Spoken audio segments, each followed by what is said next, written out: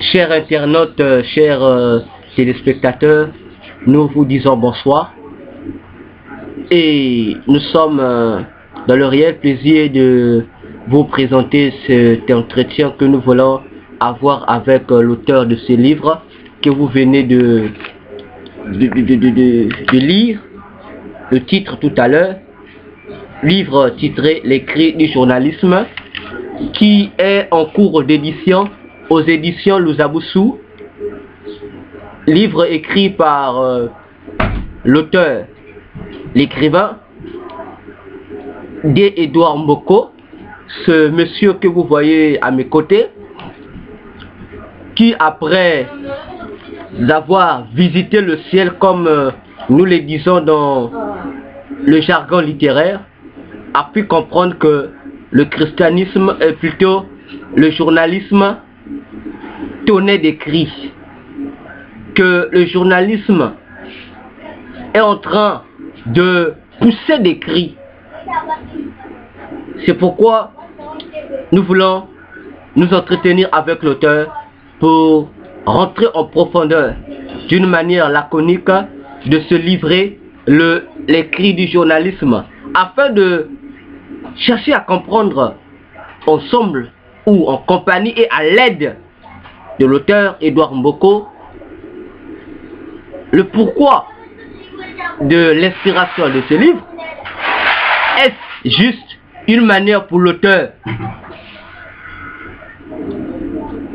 de nous distraire, ou l'auteur détient un secret concernant le journalisme qu'il veut nous révéler, parce que ce monde est un monde de secrets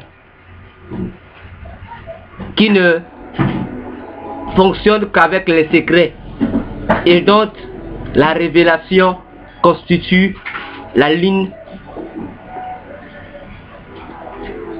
de conduite pour tout homme qui veut vivre et connaître le bonheur. Et nous vous prions, chers internautes téléspectateurs, d'où vous soyez, de nous prêter attention, parce que ce petit livret renferme des choses que l'homme voit, mais il est incapable de bien voir, parce que voir ne veut pas dire voir. Tu peux voir, mais en réalité, malgré que tu vois, mais tu n'as rien vu. C'est pourquoi nous voulons entrer dans le vif du sujet de ce livre pour mieux le déguster, même si ce livre est encore dans sa phase embryonnaire. Ce livre n'a pas encore atteint la stature qu'il faut, c'est-à-dire le produit fini. Ce livre est encore en cours de correction au sein des éditions Louzaboussou.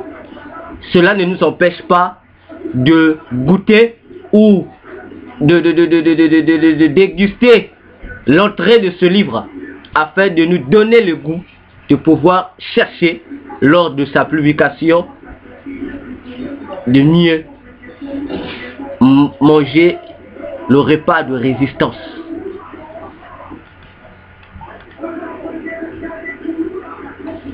Cher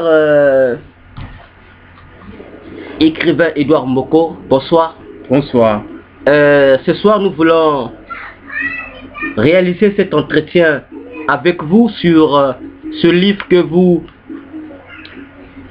êtes en cours de mettre au public, dénommé L'écrit du journalisme, pour donner du coup aux lecteurs, aux amoureux du livre, qui pourront déjà se mettre dans la tête que dans quelques jours, il y aura un nouveau livre que le monde, les sociétés vont découvrir pour la sensibilisation de ce métier appelé journaliste. C'est pourquoi d'emblée pénétrer ce livre, nous, en tant qu'auditeurs, téléspectateurs, internautes, aimerions connaître qui est Edouard Mboko, qui est-il réellement? Alors, nous voulons que nos chers téléspectateurs puissent vous découvrir. Bon, merci beaucoup pour avoir accordé vraiment cette audience et on va encore accorder la parole sur votre plateau. Je suis D. Edouard Mboko, écrivain, l'auteur du livre que vous êtes en train de décortiquer à travers le monde. Donc je suis résident de la ville de Pointe-Noire et je suis passionné par la littérature.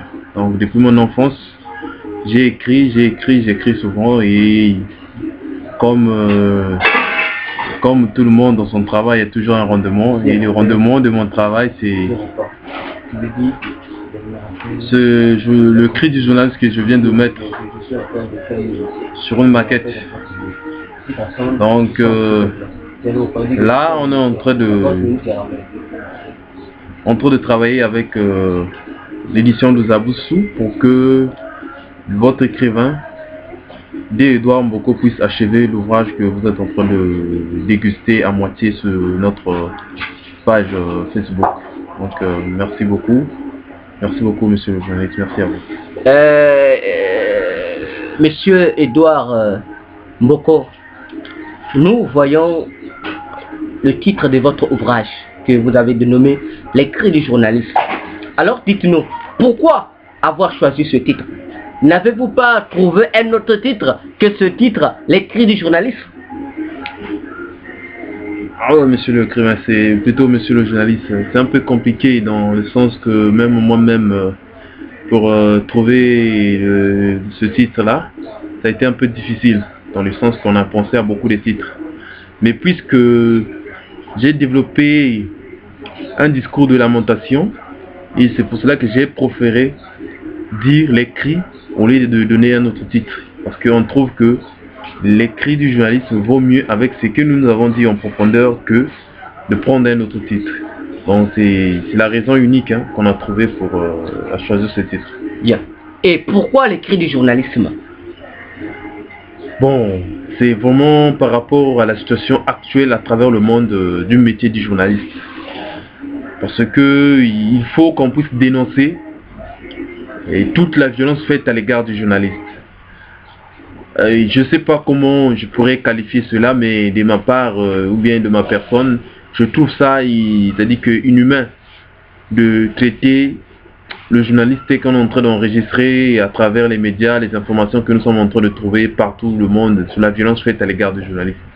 C'est pour cela que je profite de vouloir même, à travers cette interview, lancer un appel vibrant à travers la planète, que nous puissions arrêter de faire du mal aux journalistes.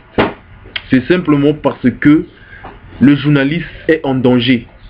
C'est dans cette situation qui nous a inspiré d'écrire ce livre-là. Et à vous entendre, vous semblez plaider à la place du journalisme. Ce que nous voulons savoir ne peut compatir pour le journaliste que le journaliste. Alors, l'écrivain Mboko, dites-nous, avez-vous fait ce métier de journaliste ou vous êtes en devenir, ou bien vous avez peut-être rencontré des journalistes qui sont venus plaider leur cause auprès de vous, sachant que vous, étant écrivain, avez cette facilité de pouvoir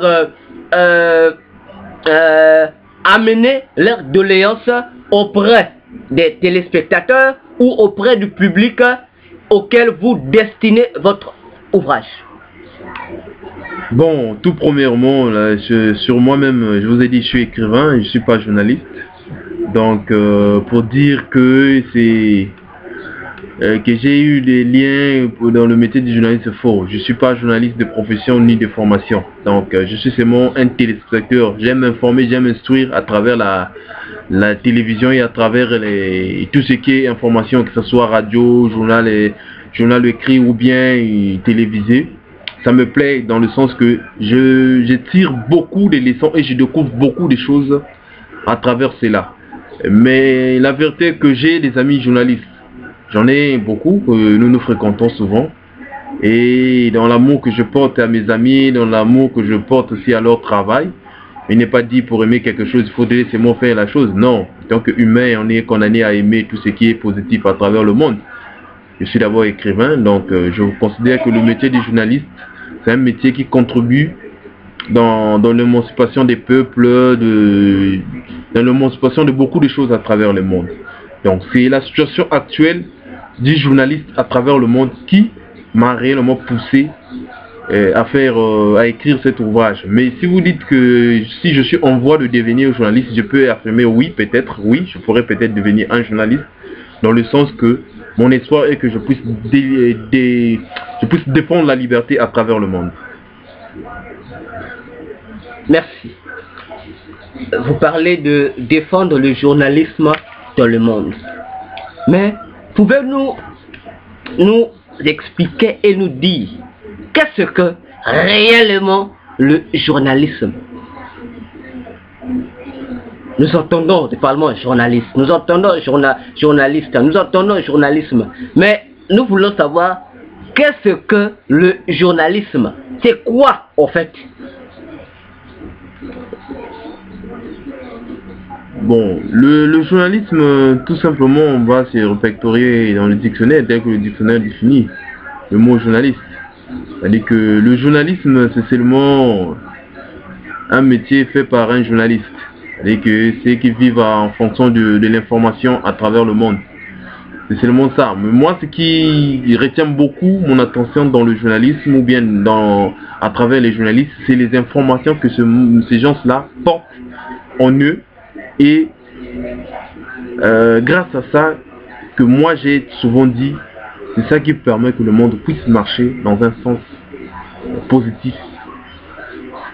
Parce que le journalisme ou bien les journalistes ont réduit la surface du monde. Ils ont fait comprendre à travers je dirais à travers leur travail que le monde est petit. Et ce n'est plus à l'époque où on croyait que les États-Unis étaient loin, oui, physiquement loin, mais à travers les voies de communication, qui est la télé, la radio, on peut se dire que les États-Unis sont tout proches de nous. Donc nous, c'est dans ce sens-là que moi je vois le journalisme. Donc le journalisme, pour moi, c'est une activité qui permet à travers le monde de s'instruire, de s'informer et d'unir les peuples. Ça unit le peuple à travers leur bulletin d'information et tout ça. Moi, c'est comme ça que je vois le journalisme. Bien, merci. Monsieur Mboko Edouard, vous parlez de défendre le journalisme et ses acteurs, c'est-à-dire les journalistes. Mais en guise de quoi et où, qu'est-ce qui vous ambitionne réellement à défendre le métier du journaliste? Alors que si vous parlez, comme je le dis tout à l'heure, que le journalisme est en danger parce que les journalistes sont en train de souffrir. Mais ne pensez-vous pas qu'aujourd'hui, si les sociétés sont en train d'être détruites, n'est-il pas aussi quelque part la faute des journalistes? Oui, pour ça vous avez raison. Comme vous le savez, pour ça vous avez raison dans le sens que quand on apprend à véhiculer des fausses informations aussi, c'est une mauvaise chose. Et quand le journaliste il travaille de façon, comme je peux dire, dirigée par une main que nous appelons souvent la main noire, tout ça, ça pousse ou bien ça met le journaliste en déroute. Donc notre objectif ou bien ma vision personnelle, moi je vois le journaliste comme étant un métier de défense qui défend fermement la liberté. Donc la liberté ne peut jamais être téléguidée ou bien dirigée par les sentiments d'une personne ou bien je sais pas de qui. Donc moi ça m'intéresse pas de voir les gens qui veulent empêcher le journaliste de travailler pour véhiculer seulement son image. C'est ce qui a tué beaucoup de choses à travers le monde. C'est grâce à ça que d'autres journalistes sont mal vus à travers le monde. Donc essayons, je lance aussi un vibrant appel aux amis journalistes, ne devenez pas esclaves d'un individu. Votre métier c'est un métier de liberté et non un métier de promouvoir l'image d'une personne qui veut, je sais pas, extrapoler son comportement inhumain là. C'est pas ça. Défendons la liberté et les droits naturels des hommes sur terre. Moi c'est pour ça que je suis en train de vouloir plaider la cause des journalistes à travers ce livre. Merci. Alors, pouvons-nous avoir les raisons ou les causes qui vous excitent à défendre ce que vous appelez les droits naturels ou le journalisme? D'abord, avant de parler même des causes, je parlerai de la raison. La raison est seulement pour moi. Là, tu parlerais maintenant de tout ce qui condamne, tout ce qui est tout à l'heure, condamnation du journalisme, tout ça, les terroristes, tout ça. Donc, vous m'excusez un peu d'avoir un temps de latence de réflexion là. Parce que moi, quand je parle en matière de raison, avant que je puisse donner les causes de ma motivation, la raison est tout simplement parce que on ne pourra jamais vivre dans un monde sans l'information. Personne ne peut dire qu'il peut vivre dans notre monde sans l'information. Ça, c'est la raison première qui m'a obligé ou bien qui m'a motivé d'écrire cet ouvrage. Maintenant, les causes, quand je parlerai des causes, j'ai froid au dos. Personnellement, j'ai froid au dos et je regrette à travers tout ce qu'on est en train de voir, tout ce qu'on est en train d'entendre sur la situation du journaliste dans le monde. Journalistes assassinés, journalistes emprisonnés, journalistes privés de droits. Ça m'étonne ça. Ça m'étonne de voir ça. Ça m'étonne personnellement d'entendre ça. Et je suis vraiment dessus de ce genre de personnes qui s'en prennent aux journalistes. Le journaliste n'est pas votre ennemi. Le journaliste n'est pas votre adversaire. Le journaliste, c'est-à-dire que le journaliste est un métier que nous qualifions nétrophile.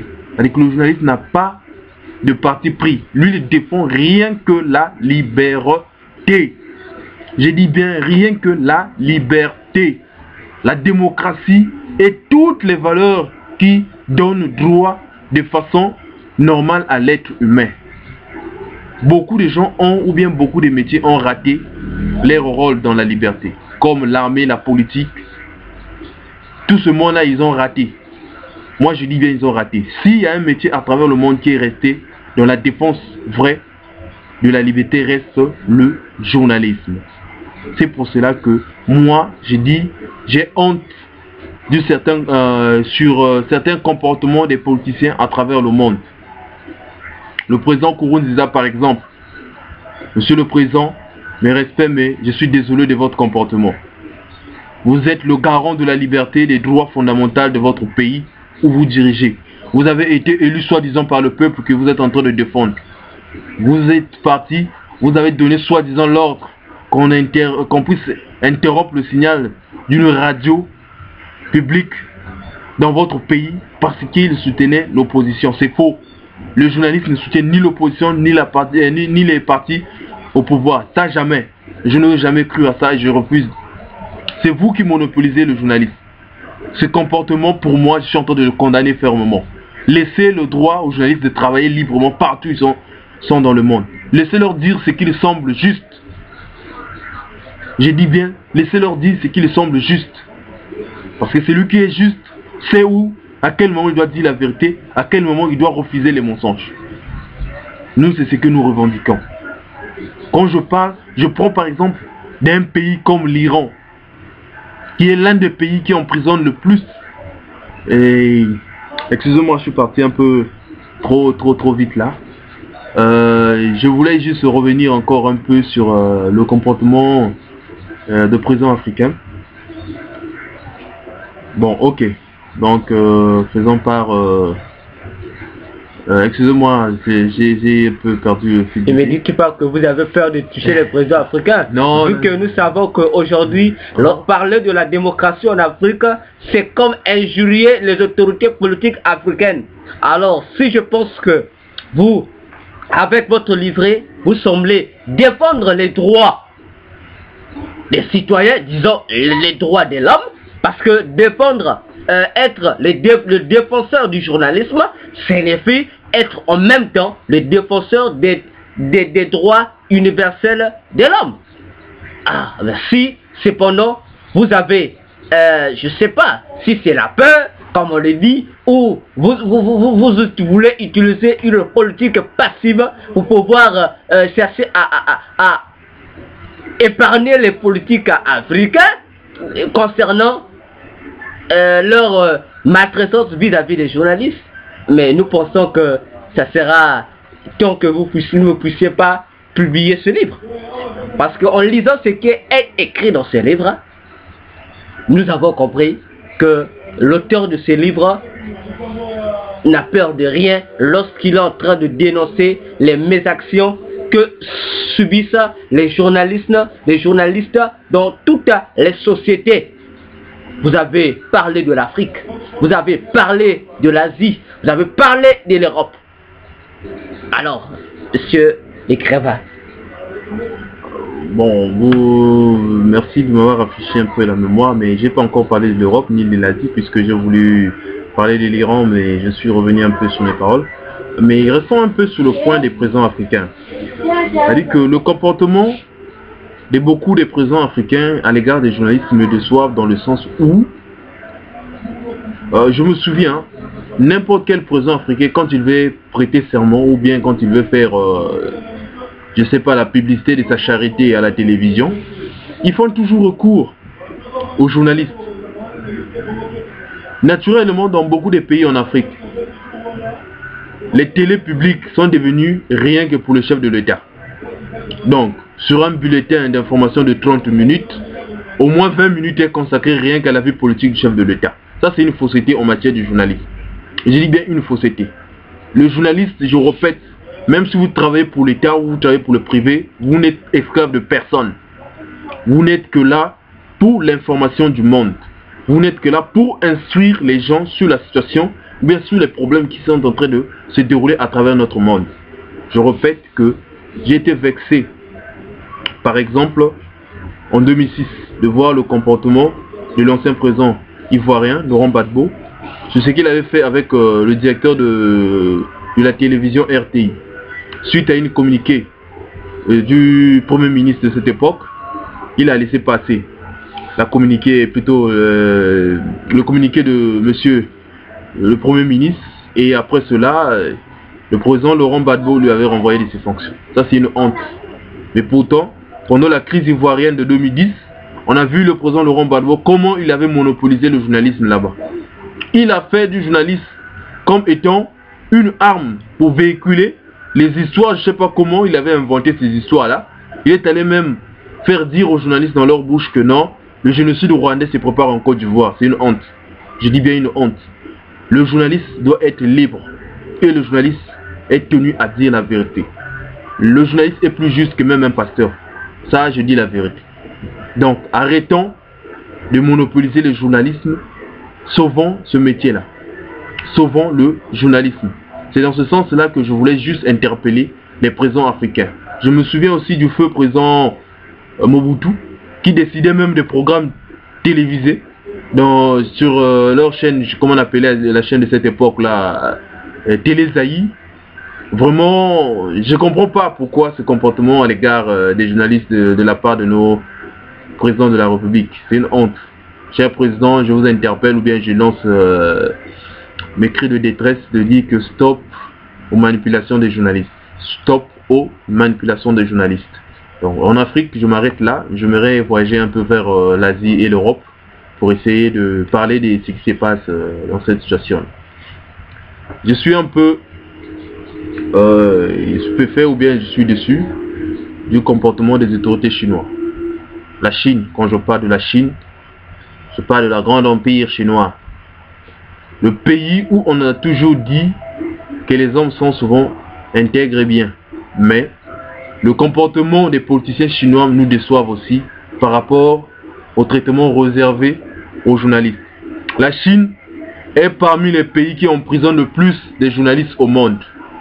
Mais pourtant, ce sont des Chinois eux-mêmes, ou bien les politiciens chinois qui ne cessent d'inventer l'émergence chinoise à la télévision.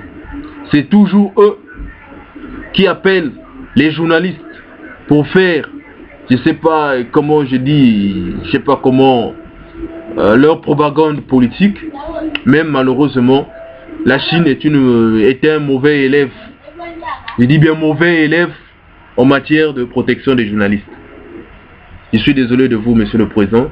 Puis, je sais pas comment prononcer même votre nom là, je suis désolé de ça, Monsieur le Président. Je vous lance un vraiment appel que cessons de faire du mal aux journalistes. La Chine est un grand pays. La Chine a contribué dans la marche de l'humanité, dans le sens que quand je lis Bouddha et j'ai lu la philosophie de Confucius, ces grands hommes-là à travers le monde ont aidé le monde à comprendre certaines choses. Ils se sont montrés raisonnables avec la vie humaine, ils se sont montrés raisonnables avec les métiers du monde. Vous aussi, les autorités chinoises, montrez-vous raisonnable avec le métier du journalisme. J'ai dit bien, montrez-vous raisonnable avec le métier du journalisme. Je reviens aussi sur l'Iran. Je parle de l'Iran. L'Iran, un grand pays islamique, mais en matière de protection des journalistes, l'Iran est cité parmi les pays qui a une mauvaise réputation sur ce dossier-là. L'Iran est parmi les pays qui emprisonnent aussi le plus des journalistes au monde. Pourquoi ce comportement? Pourquoi ça? Pourtant, c'est l'Iran qui ne cesse de s'inventer de son arsenal nucléaire ou bien de s'inventer sur son programme nucléaire. Mais aujourd'hui, c'est l'Iran qui emprisonne encore les journalistes. Je dis bien, j'en ai honte. Vraiment, j'en ai honte. Je lance un vraiment appel au président iranien de renoncer à ce comportement-là. Renoncer à ça. Offrir le journaliste la place qu'il lui faut pour exécuter avec toutes les valeurs naturelles le droit à la liberté et le droit à l'information. Je vous le demande de tout cœur et je souhaiterais que vraiment mon message sera écouté. Je veux toucher aussi la Turquie. Bien que la Turquie est un pays européen, mais franchement, la Turquie et lui aussi est un mauvais élève en matière de protection des droits des journalistes. Parmi les pays européens le plus nul en matière de protection des journalistes, l'Iran est en tête. Parce que l'Iran est aussi considéré comme un pays qui emprisonne le plus de journalistes à travers le monde. Quelle honte pour un pays européen. Quelle honte pour un pays qui veut rentrer dans l'Union européenne. Moi, si j'étais les autorités de l'Union européenne... S'il vous plaît. Excusez-moi, je dois dire pas la Turquie par exemple. Je parle de la Turquie. Ok, parce que j'ai ouï entendre l'Iran qui voudrait entrer dans l'Union européenne. Oh, excusez-moi par rapport à ma précipitation de parler, mais je parle de la Turquie qui veut rentrer dans l'Union européenne. Et moi, si j'étais parmi les autorités européennes, je dirais la vérité que je barrerais la porte à l'Iran si les conditions de journalistes ne sont pas améliorées en Iran. Je répète encore que les conditions de journalistes doivent s'améliorer en Turquie. Excusez-moi avec le mot Iran, mais avec l'Iran, mais je vous devais parler beaucoup plus de la Turquie parce que là je suis en Europe. Aujourd'hui, la Turquie a été citée, maintes fois citée à travers le monde, qu'il est l'un des pays qui emprisonne beaucoup plus les journalistes en Europe. C'est pas humain, c'est pas bon. C'est pas bon.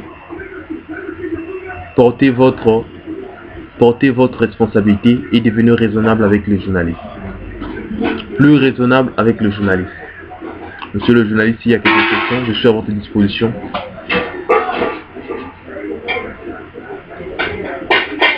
Oui, merci. Nous avons écouté les critiques que vous avez portées sur différents chefs d'État, différents pays, Turquie, Iran. Mais nous voulons savoir quel est l'apport que le journalisme et ces journalistes apportent-ils dans ce que nous pouvons appeler la culture dans le monde, tant dans différents pays que vous venez de citer que dans les pays que vous n'avez pas cités. Monsieur le journaliste, pour moi aujourd'hui, si il y a un seul métier que je juge juste, Je dis bien que je juge juste et seulement le métier du journaliste. C'est-à-dire que l'activité à travers le monde du journalisme reste actuellement le seul et l'unique activité qui défend ou bien qui protège l'ensemble du patrimoine mondial de la culture. Mais il me semble que, excusez-moi de vous couper la parole, si vous dites que le métier que vous considérez comme le métier juste sera le métier du journaliste. Mais que direz-vous? Nous avons constaté qu'un métier juste, c'est un métier qui sait se passionner ou avoir de la compassion pour les sinistres ou pour ceux qui sont victimes des guerres ou encore d'autres événements ou phénomènes catastrophiques. Nous avons vu certains journalistes européens, bien sûr, des journalistes que l'on nous dise être professionnels, qualifiés dans leur fonction, qui au cours des guerres n'aident ni ne prêtent secours aux victimes. Il y a un pays européen qui a envoyé ses journalistes dans un pays africain où régnait la guerre, où il y avait la barbarie, à tel point que ce pays africain semblait devenir une boucherie humaine. Mais pendant que les victimes souffraient, sollicitaient de l'aide, pendant que les victimes étaient en proie de tourments entre les mains des rebelles, l'une des dames victimes a demandé à ces journalistes de l'aider, puisque ces journalistes sont arrivés jusqu'au camp des rebelles pour voir comment ces rebelles torturaient ces victimes ou ces prisonniers pris en otage par des rebelles.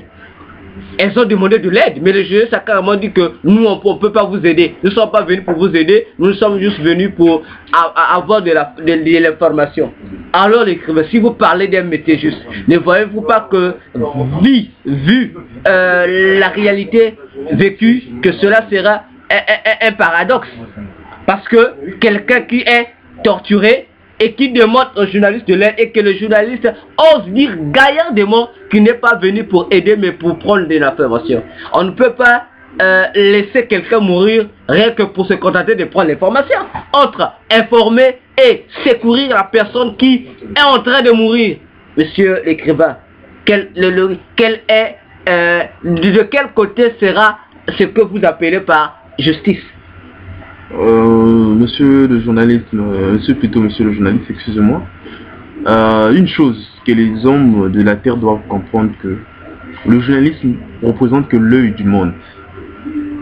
C'est, je redis que c'est seulement l'œil qui voit les choses, comment ça se passe. Dans le sens où le journaliste ne participe pas à des conflits. Le journaliste n'effectue pas une mission de sauvetage. Le journaliste, il n'a qu'une seule mission. Lui pour sauver le monde, ou bien lui pour sauver les gens qui sont en difficulté, c'est seulement prendre cette information qu'il trouve sur place, de le délivrer à travers le monde, que ceux qui savent qu'ils sont chargés à libérer les gens de leur emprise, soit comme étant prisonniers de guerre, soit les gens qu'on reprimande de leurs droits naturels, il prend seulement ces images qu'il ramène envers ou bien auprès de la communauté internationale, dans le sens que c'est à eux qui sont aptes à trouver les réponses ou bien la solution à ce problème que les gens sont en train de vivre à l'instant même là. Mais le journaliste, excusez-moi, le journaliste n'est pas militaire pour dire qu'il est venu pour libérer quelqu'un. Lui, la liberté qu'il apporte chez les gens, c'est une liberté d'information et il fait découvrir la barbarie des gens à travers le monde. Il dénonce un comportement inhumain. Il dénonce des comportements que nous devons tous reprobander. Monsieur l'écrivain Moko, oui. Lorsque je prends votre livre, à la page 46, vous dites, je prends du deuxième paragraphe, commençons du deuxième paragraphe, vous dites, il nous a souvent été dit que le rôle des masses médias est bien de véhiculer les idées prometteuses qui contribuent à la bâtisse d'un avenir meilleur. Je retiens, bâtisse contribue à la bâtisse d'un avenir meilleur. Oui. Vous ajoutez, le journalisme et les médias sont des garants de droits fondamentaux. Le droit à l'information qu'il convient d'exercer en toute liberté, mais aussi avec responsabilité. Oui. Et je pense que lorsque vous dites que le journalisme et les mass médias, y compris les acteurs du journalisme, c'est-à-dire les journalistes, ils n'ont pas seulement le droit, cette mission ou ce rôle de véhiculer l'information, mais ils sont aussi, d'après vos propres mots, des garants des droits fondamentaux. Et vous serez d'un commun accord avec moi que parler des droits fondamentaux, et si nous, avec l'appui de ce que vous dites au début de vos pages, que les droits fondamentaux vont de pair avec le respect de la personne humaine et de la Déclaration universelle des droits de l'homme. Je pense que si vous me dites que les journalistes plutôt, ne doivent que se contenter de prendre de l'information et non pas de porter secours à la victime qui est en train de mourir sous ses yeux, mais je ne sais pas où il y a contradiction entre vous-même et votre livre. Parce que je pense, non pas que je pense, que si l'écrivain Edouard Mboko a parlé des droits universels de l'homme, sûrement il a eu le soin de lire ce qui est écrit dans les textes universels des droits de l'homme. Parce que lorsqu'aujourd'hui, tu ne portes pas secours à la personne en danger, on dit que assistance, vous connaissez le slogan. Oui, non, ce sont d'une personne en danger. Voilà. Mais ne me dites pas que le journaliste, s'il se prévaut être le défenseur des droits fondamentaux et qu'il voyait quelqu'un souffrir, il va passer. Lui, ce qui l'intéresse, c'est juste l'information pour divulguer. Croyez-vous que les auditeurs ou les téléspectateurs qui verront ces informations et qui verront qu'il y a eu quelqu'un qui était en train de mourir et que le journaliste ne l'a pas secouru, pensez-vous que ce journaliste-là sera apprécié malgré l'information qu'il a apportée? Monsieur le journaliste, excusez-moi encore d'insister sur ce point-là. Je rappelle que le journaliste est un homme, ou bien c'est un métier, plutôt le journaliste est un métier nétrophile. Le journaliste ne prend pas part au combat. Le journaliste ne va pas pour délivrer quelqu'un de sa captivité. C'est-à-dire que le secours que le journaliste apporte envers les hommes, c'est juste faire savoir la situation que des personnes sont en train de vivre à l'instant là à travers le monde. Parce qu'à travers le monde, il y a des gens qui sont chargés à trouver des solutions à des difficultés que les gens là vivent chez eux. Il y a des organisations mondiales qui sont destinées qu'à ça. Par exemple l'ONU, l'OMS, comment je pourrais dire encore, l'OTAN, je sais pas comment, il y a beaucoup des organismes mondiaux, Croix-Rouge. Lui, sa mission est comment? Lui, il vient juste, c'est-à-dire que ce ne sont que des yeux. Donc les yeux, vous voyez, les yeux ne touchent pas. Donc les yeux voient, les yeux parlent. Lui n'est que le miroir du monde.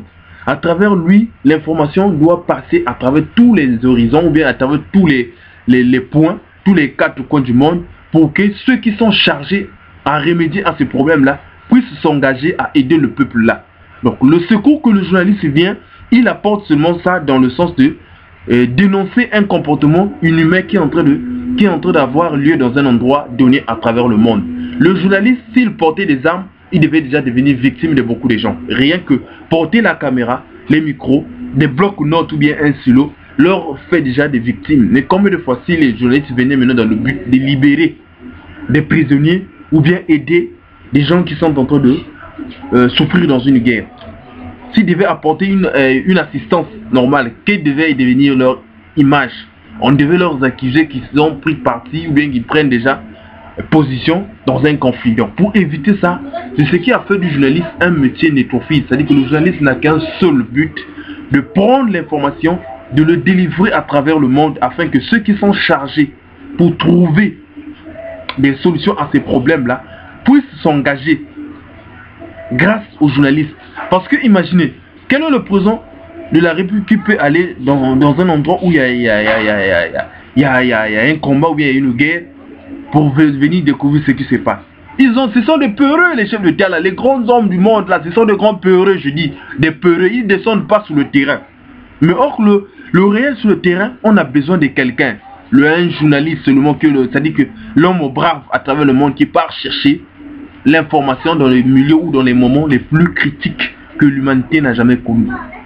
Lesquels qui nous ont fait découvrir la barbarie qui s'est passée au Rwanda. C'est grâce aux journalistes. Lesquels qui nous ont fait découvrir la situation qui s'est passée en Sri Lanka suite au tsunami. Ce sont les journalistes. Quel est le chef d'État qui est allé chercher ces informations-là?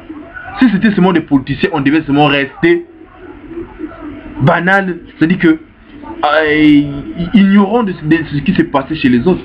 Mais nous tous, on a compati grâce à l'information que les journalistes ont appelé. C'est dans cette forme-là que les journalistes libèrent les gens, que les journalistes aident le monde. C'est grâce à ça que le journaliste défend réellement la liberté. Rien que prendre cette image, prendre ces informations et le mettre à la disposition de tout le monde. Qui parmi nous paie les droits d'auteur des journalistes? Qui?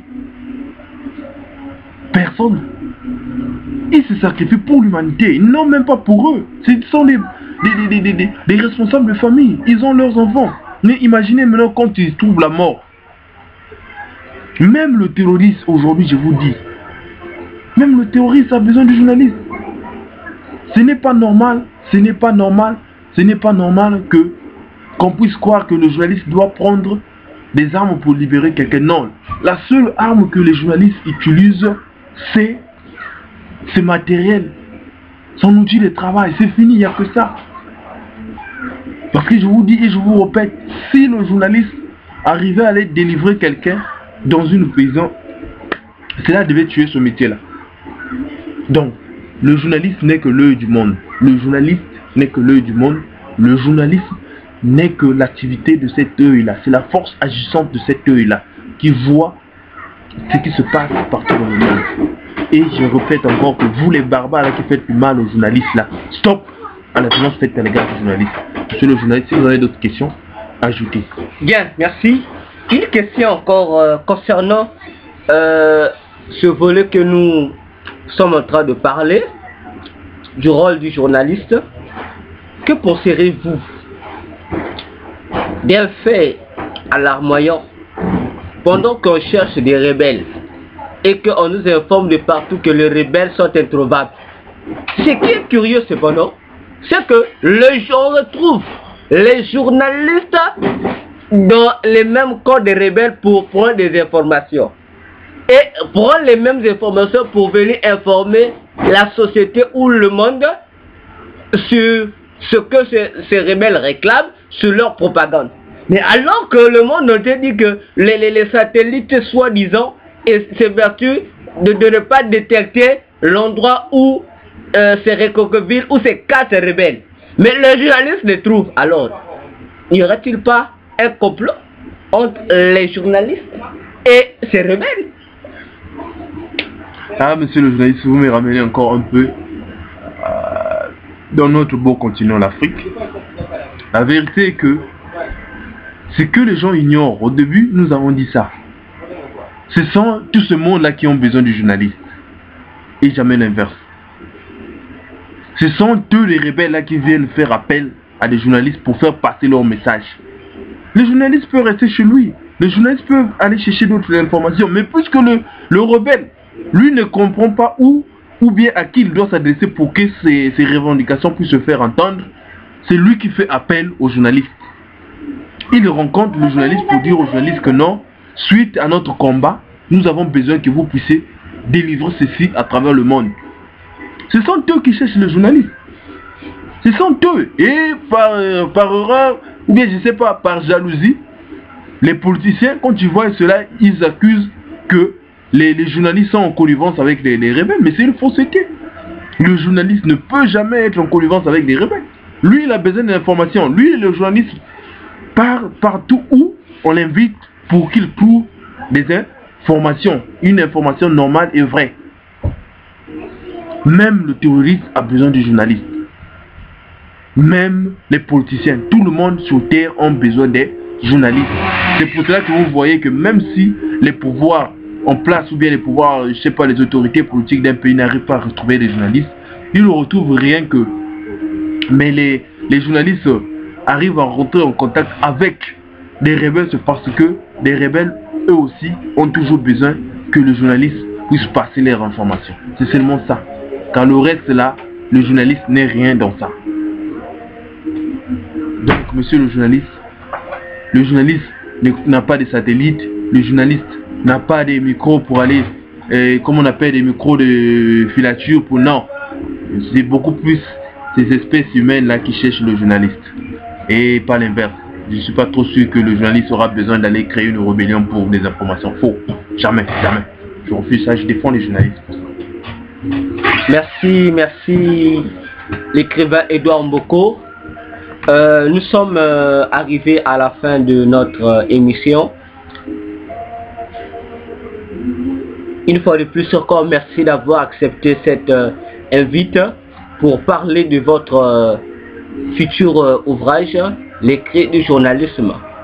Et nous avons cet espoir que ce livre sera le bienvenu dans la société, pourquoi pas aussi dans le monde entier, et que les journalistes feront de cet ouvrage leurs préoccupations et s'évertueront à pouvoir faire sa promotion, parce que ce livre, chers téléspectateurs, chers internautes, est un fouet que l'écrivain congolais Edouard Mboko désire mettre entre les mains des populations, des hommes qui n'ont pas le sens de l'humanisme, qui ne savent pas respecter les métiers.